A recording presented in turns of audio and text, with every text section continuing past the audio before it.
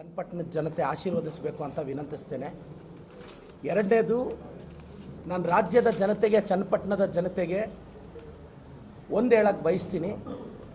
ಈ ದೇಶದಲ್ಲಿ IIT ತಂದಿದ್ದು ಕಾಂಗ್ರೆಸ್, ಏಮ್ಸ್ ತಂದಿದ್ದು ಕಾಂಗ್ರೆಸ್, ಇಸ್ರೋ ಕಟ್ಟಿದ್ದು ಕಾಂಗ್ರೆಸ್, ಸೂಪರ್ ಫಾಸ್ಟ್ ರೈಲ್ಸ್ನ ಹಾಕ್ಸಿದ್ದು ಕಾಂಗ್ರೆಸ್, ಏರ್ಫೋರ್ಸ್ನ ಮಿಲಿಟರಿನ ವಿದೇಶಾಂಗ ನೀತಿ ರೂಪಿಸಿದ್ದು ಕಾಂಗ್ರೆಸ್, ಚನ್ನಪಟ್ಟಣದಲ್ಲಿ ಮೊದಲ ಕಾಂಕ್ರೀಟ್ ರಸ್ತೆ ಹಾಕಿದ್ದು, ಮೊದಲು ಟಾರ್ ರೋಡ್ ಹಾಕಿದ್ದು ಕಾಂಗ್ರೆಸ್, ನಿಮ್ಮೂರಿನ ಸರ್ಕಾರಿ ಶಾಲೆ, ಸರ್ಕಾರಿ ಆಸ್ಪತ್ರೆ ಕಟ್ಟಿದ್ದು ಕಾಂಗ್ರೆಸ್.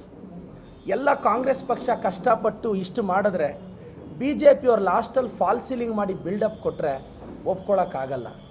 ಪಾಯ ಹಾಕಿದ್ದು ಕಾಂಗ್ರೆಸ್ಸು, ಜಮೀನು ತೆಗೆದಿದ್ದು ಕಾಂಗ್ರೆಸ್ಸು, ಬಿಲ್ಡಿಂಗ್ ಕಟ್ಟಿದ್ದು ಕಾಂಗ್ರೆಸ್ಸು, ಪೇಂಟ್ ಹೊಡೆದಿದ್ದು ಕಾಂಗ್ರೆಸ್ಸು. ಇನ್ನೇನು ಉದ್ಘಾಟನೆಗೆ ರೆಡಿ ಇದೆ ಅನ್ನೋಗೆ ಹೆಸರುಗಳು ಚೇಂಜ್ ಮಾಡಿಬಿಟ್ಟು BJP ಅವರು ಸುಮ್ಮನೆ ಅಪಪ್ರಚಾರ ಮಾಡ್ತಿದ್ದಾರೆ. ಈ ದೇಶಕ್ಕೆ ಕಾಂಗ್ರೆಸ್ ಪಕ್ಷದ ಕೊಡುಗೆ ಅಪಾರವಾದದ್ದು. ದಯವಿಟ್ಟು ಕಾಂಗ್ರೆಸ್ ಪಕ್ಷಕ್ಕೆ ವೋಟ್ ಹಾಕಬೇಕು ಅಂತ ವಿನಂತಿಸ್ತೇನೆ. ಎರಡನೇದು, ನಮ್ಮ ಪಂಚ ಗ್ಯಾರಂಟಿಗಳು. ಇವತ್ತು ಎಲ್ಲ ತಾಯಂದ್ರಿಗೊಂದು ವಿನಂತಿಸ್ತೀನಿ. ಅಕ್ಕ, ಇವತ್ತು ಧರ್ಮಸ್ಥಳದ ಮಂಜುನಾಥೇಶ್ವರನಿಗೆ ಹೋಗಬೇಕು ಅಂದರೆ ಮೊದಲು ನೀವು ಮಗಳು ಕೊಡೋ 500 ರೂಪಾಯಿ 1000 ರೂಪಾಯಿಗೆ ವೆಯ್ಟ್ ಮಾಡಿ ಅವ್ರು ಕೊಟ್ಟಾಗ ದರ್ಶನಕ್ಕೆ ಹೋಗಬೇಕಾಗಿತ್ತು. ಇವತ್ತು ಬಸ್ ಸ್ಟ್ಯಾಂಡಿಗೆ ಬಂದು ಬಸ್ ಹತ್ತಿದ್ರೆ ಸಾಕು, ಮಂಜುನಾಥೇಶ್ವರನ ದರ್ಶನ ಮಾಡ್ಕೊಂಡು ಬರ್ಬೋದು. ಯಾಕೆಂದರೆ ಹೆಣ್ಮಕ್ಳಿಗೆ ನಾವು ಫ್ರೀ ಟ್ರಾನ್ಸ್ಪೋರ್ಟೇಷನ್ ಕೊಡ್ತೀವಿ. ಅದಕ್ಕೆ ನಮ್ಮ ಸರ್ಕಾರದ್ದು ಮುಖ್ಯಮಂತ್ರಿಗಳು, ಉಪಮುಖ್ಯಮಂತ್ರಿಗಳು, ನಮ್ಮ ರಾಮಲಿಂಗಾರೆಡ್ಡಿ ಸಾಹೇಬರ ಕನಸಿನ ಯೋಜನೆ ಅದು. ಅದೇ ರೀತಿ ಹಾಸನಾಂಬೆಗೆ ಹೋಗಬೇಕು, ಮಗಳಿಗೋ ಮಗನಿಗೋ ಅರಿಶಿನ ಕುಂಕುಮ ಕೊಡಬೇಕು. ಇವತ್ತು ಎಷ್ಟೋ ತಾಯಂದರು ಚಾರ್ಜ್ ಕಾಸಿಲ್ಲದೆ ಬಡವರು ಕೂಲಿ ಕೆಲಸ ಮಾಡೋರು ಅರಿಶಿನ ಕುಂಕುಮ ಕೊಡೋಕ್ಕಾಗ್ತಿರ್ಲಿಲ್ಲ. ಇವತ್ತು ಅದಕ್ಕೆಲ್ಲ ನಮ್ಮ ಫ್ರೀ ಟ್ರಾನ್ಸ್ಪೋರ್ಟೇಷನ್ ಸಹಾಯ ಮಾಡಿದೆ. ತಿಂಗಳಿಗೆ 2,000 24,000 ಆಗುತ್ತೆ ವರ್ಷಕ್ಕೆ. ನಾನೆಲ್ಲ ಚನ್ನಪಟ್ಟಣದ ತಾಯಂದ್ರಿಗೆ, ಕರ್ನಾಟಕದ ತಾಯಂದ್ರಿಗೆ ಕೇಳ್ತೀನಿ, ಅಕ್ಕ, ನಿಮ್ಮ ಮನೆಗೆ ಬಂದು ಒಂದೊತ್ತು ಊಟ, ನೀವು ಯಾರಾದರೂ ಒಂದೊತ್ತು ಊಟ ಇಟ್ಟರೆ, ಒಂದು ಗ್ಲಾಸ್ ಕಾಫಿ ಕೊಟ್ಟರೆ ನೀವು ಅವ್ರನ್ನ ಜ್ಞಾಪಕ ಇಟ್ಕೊತೀರಲ್ಲಕ್ಕ.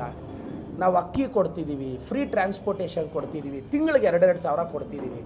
ಇಷ್ಟೆಲ್ಲ ಕೊಟ್ಟಾಗ ನೀವು ನಮ್ಗೆ ಆಶೀರ್ವಾದ ಮಾಡಲೇಬೇಕಕ್ಕ. ನಾನು ಎಲ್ರಿಗೂ ವಿನಂತಿಸ್ತೇನೆ, ನಮ್ಮ ಗ್ಯಾರಂಟಿಗಳು, ನಮ್ಮ ಸಿದ್ದರಾಮಯ್ಯ ಸಾಹೇಬರು, DKಶಿ ಸಾಹೇಬ್ರ ಕೊಡುಗೆ ಅಪಾರವಾದದ್ದು. ಈ ಭಾಗಕ್ಕೆ ಯೋಗೇಶ್ವರನ ಭಗೀರಥ ಇದ್ದಂಗೆ ತವರಿಗೆ ಅವರು ಮರಳಿದ್ದಾರೆ. ಯೋಗೇಶ್ ಅಣ್ಣ, ನಮ್ಮ ಕಾಂಗ್ರೆಸ್ ಪಕ್ಷ, ನಾವೆಲ್ಲ ಗೆಲ್ತೀವಿ ಅಂತ ಭಾವನೆ ಇದೆ. ಮತ್ತು ನಮ್ಮೆಲ್ಲ ಸಚಿವರು, ಶಾಸಕರು ಒಳ್ಳೆ ಕೆಲಸ ಮಾಡ್ತಿದ್ದಾರೆ. ಯೋಗೇಶ್ವರನ ಖಂಡಿತವಾಗೂ ನಮ್ಮ ಜೊತೆ ವಿಧಾನಸೌಧಕ್ಕೆ ಬರ್ತಾರೆ ಅಂತ ನಂಬಿಕೆ ಇದೆ.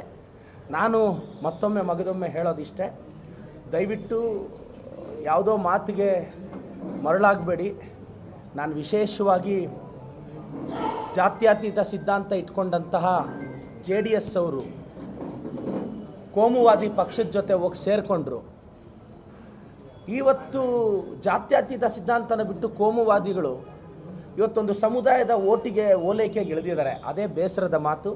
ಖಂಡಿತವಾಗೂ ಯೋಗೇಶ್ವರನ್ನ ಗೆಲ್ಲಿಸ್ಲಿ ಅಂತ ನಾನು ಎಲ್ಲರನ್ನೂ ರಿಕ್ವೆಸ್ಟ್ ಮಾಡ್ತೀನಿ. ಮತ್ತು ಅಭಿವೃದ್ಧಿನೂ ಅಷ್ಟೇ. ಇವತ್ತೆಲ್ಲ ಬಡವರು ಒಂದು ಜ್ಞಾಪಕ ಇಟ್ಕೋಬೇಕು, ನಿಮ್ಗೆ 2,000 ರೂಪಾಯಿ ಕೊಡ್ತೀವಿ ಅಂದರೆ ಇದೇ BJP ಕಳ್ಳರು, JDS ಕಳ್ಳರು ಅರ್ಥವ್ಯವಸ್ಥೆ ಹಾಳಾಗುತ್ತೆ ಅಂದರು. ಇವತ್ತು ಆ ಗ್ಯಾರಂಟಿಗಳಿಂದ ಬಡವ್ರಿಗೆ ಅನುಕೂಲ ಹಾಕಿದ್ದು.